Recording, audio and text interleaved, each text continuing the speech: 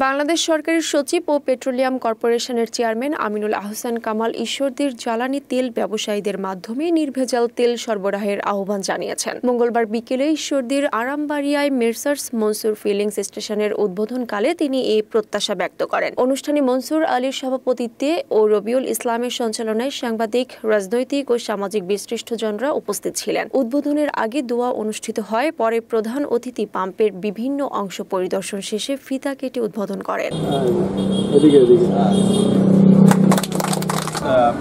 আপনারা জানেন যে বাংলাদেশ পেট্রোলিয়াম কর্পোরেশনের মূল কাজ হলো জ্বালানি তেল আমদানি করে একেবারে প্রান্তিক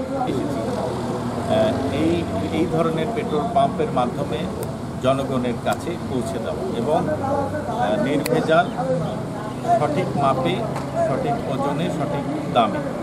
আপনি দেখবেন যে এই জ্বালানি তেল সারা বাংলাদেশে কিন্তু আমাদের এজেন্টদের মাধ্যমে বিক্রি হয়, সেই দামে বিক্রি হয়, সেই নিশ্চয়তা আমরা দিয়েছি। সেটাই পেট্রোলিয়াম কর্পোরেশন সেই কাজটি দেখে। বর্তমানে আমরা জ্বালানি তেল কিছু পেট্রোল পাম্পের তার তেল অনেক পাম্পের আমরা অভিযোগ পাই যে তেল ভালো না, আবার অনেক জায়গায় ভালো।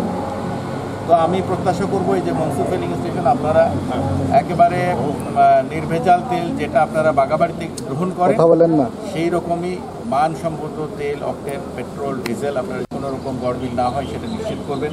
সেটা আমাদের প্রত্যাশা। জনগণ যেন পায়। এখানে আপনার কৃষকরাও কিছু তেল নেয়, আমাদের ডিজেল প্রচুর পরিমাণে কৃষকদের লাগে, সেটা আমরা নিশ্চিত করি।